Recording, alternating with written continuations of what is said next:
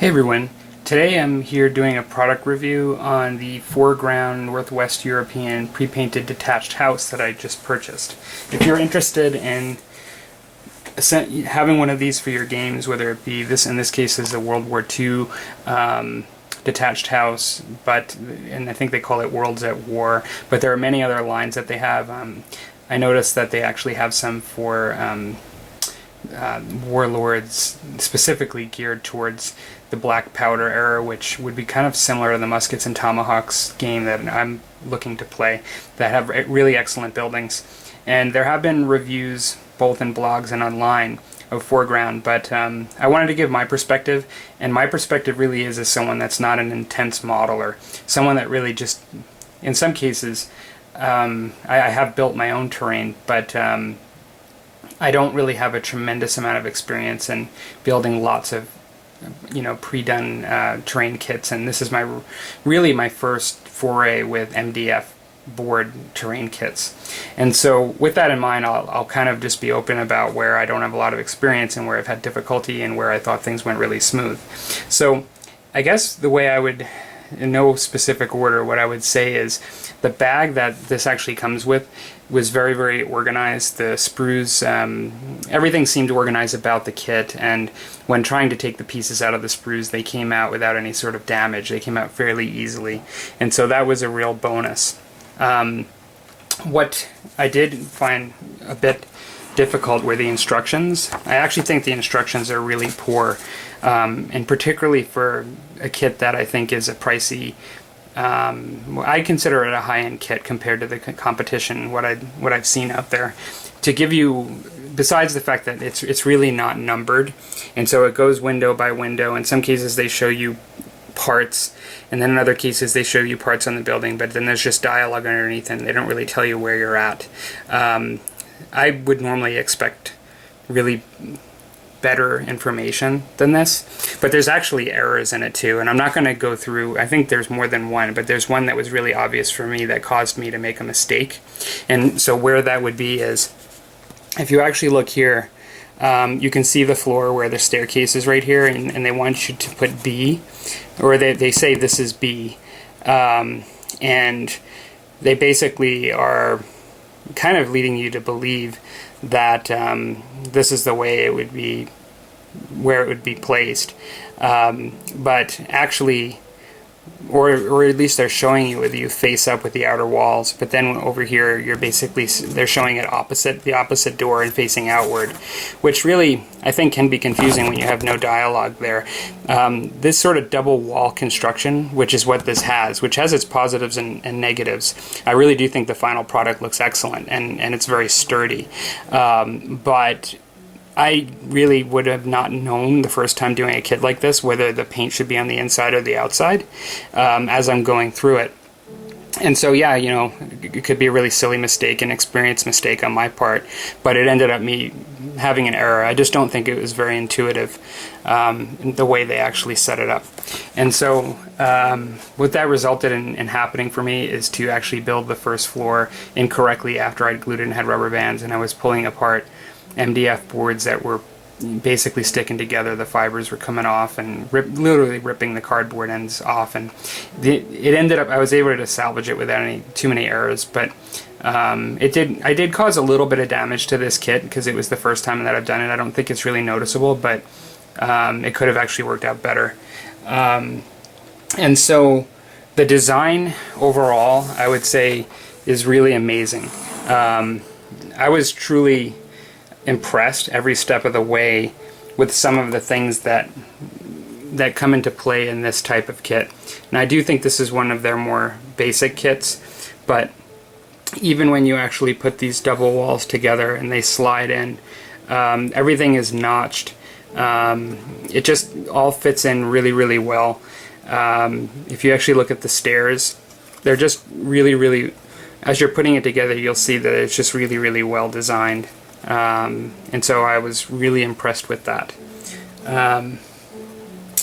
So one thing that I did have a bit of a concern with is that all areas where you're gluing MDF board to MDF board, particularly like this would be an example on the first floor here, there'd be unpainted in between these two boards, MDF board. There are many examples where you have to put those together.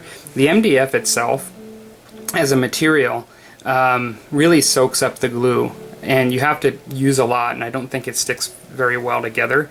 Now, that's not really a problem, you know, with 4Ground's design per se, but I do think when you're looking at MDF kits like this, I have heard of, you know, also when you have unpainted kits, it's soaking up paint and things like that. I do think that that was a bit of a negative for me when putting this kit together, because there was, and even from a design perspective, there was one example with the roof where, just take it off here, when putting these two pieces together, you had your bare MDF board here, and then you had a painted wall with MDF, bare MDF that you were to glue together. If you actually look at this, this outer board is essentially just resting on this one piece, and then that's all it's resting on is that one piece, and then it's glued to this. Yet there's no supportive structures here. You can't even rubber band it like the first floors, and so you really just have to balance it. And because it's just PVA glue and this stuff soaks it up, these things were just falling back and forth constantly. I was having to reapply, let it dry, kind of reapply more, and it was just really tricky. In particular, this piece for me, and so I kind of found that to be a negative, like in this design, just there, considering it's MDF and how well it glues together. But really maybe more of a problem with MDF in general, and so what can be done about that? And I have something at the end of the video, is more just a question suggestion, since I'm not the expert, but just some of my initial thoughts to how to maybe prevent that. The detail, as I dealt with some of these issues, I was sort of amazed at the design, how great it was. I was having a lot of fun putting it together, but then also troubled by some of the things that I mentioned. But as I got to put more and more of the detail on, it just got more and more fun as I was doing it. I mean, the windowsills, you can't really see because they're recessed and it's dark, but there's a lot of detail. Like, they're actually beveled on the inside, and so they look like real windowsills. And then, you know, just these pieces here that you're putting over the window as an insert, and I said windowsill, sorry, I meant the windows themselves are beveled. And then you have windowsills as well. You have a choice of whether you want to have damage. You can leave it white, you can put brick in there, you can have it as a whole, as I did there, or you can have it as a solid piece. And then inside you can choose to have it go all the way through or just leave the pieces in there. I really thought it's really quite well done, and as you can see, the doors are just really detailed, and people have described them as, you can actually put them open or closed, and some people I think have said that they're because you dry fix them, you can just open them and close them when you're playing.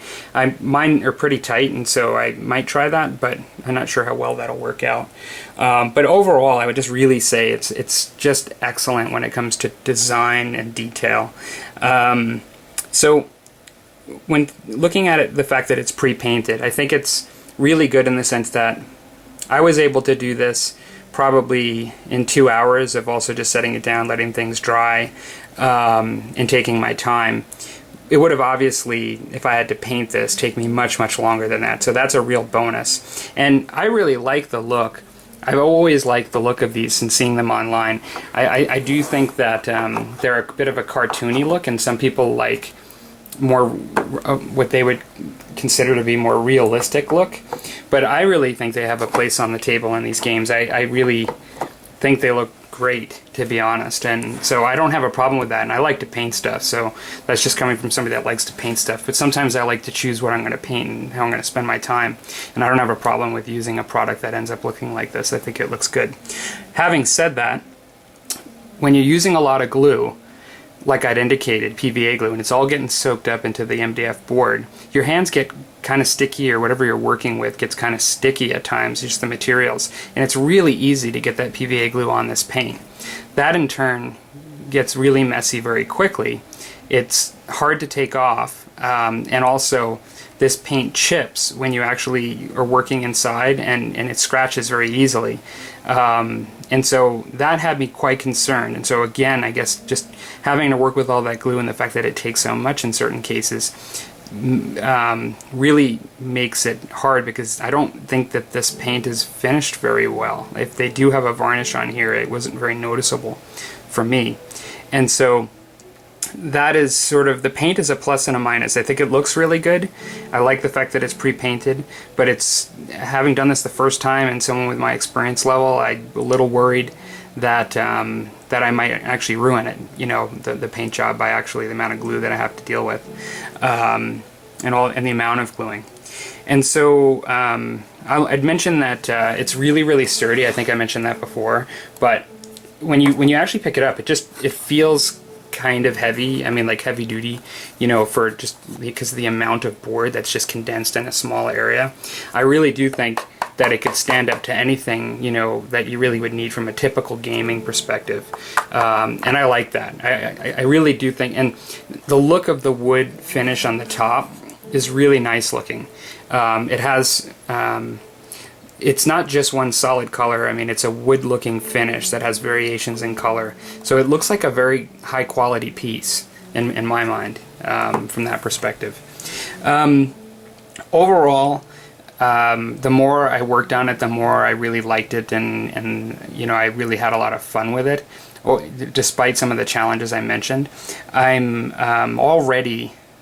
I've decided I am going to get another one of these with one of the, and I'm essentially going to get this one, but the one that's actually damaged, so I can try building one of the ones that are damaged. And also, it's to round out my bolt action table. I did mention in another video that I have another building by a different company, Sarissa Precision, the Chateau. So I'm really looking to have this, another one of these that's damaged, and then the Chateau at a minimum, just for structures on the table. So that does tell you that despite the things I mentioned, that I'm not averse to getting another one.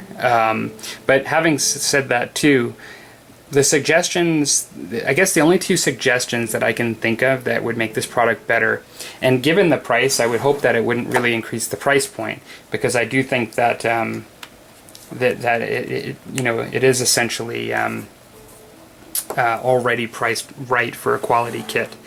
I would wonder whether the areas that are unpainted could be somehow pre-treated with some sort of varnish material that would allow them to stick together better with just wood glue or PVA glue, because right now I just find that it just soaks up the glue so much, and given some of the design components that are not held in place by each other, like you literally have to balance things or clip them, and in some cases you can't easily clip it, and when I say clip, I use just something like this just to kind of hold walls together at times, but that roof I couldn't do that for the reasons that I showed you, that there was nothing to clip to. It's just, you have to just stand it up.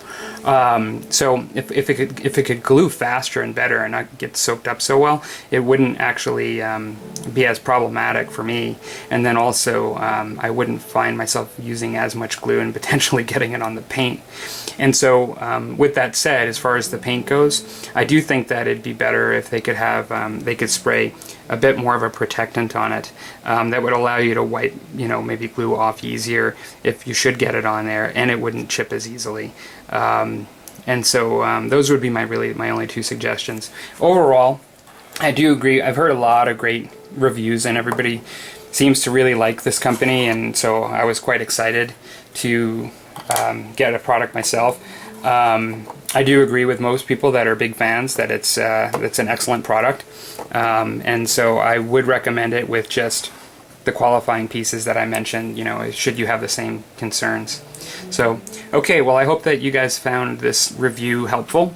Interested in your comments on some of the questions and suggestions that I posed, and then again, remember, this is just coming from someone that is not an expert and has not built, you know, 20 different kits from 20 different companies. You know, I've only really done a few other than this. So, okay, everybody, take care. Thanks for watching.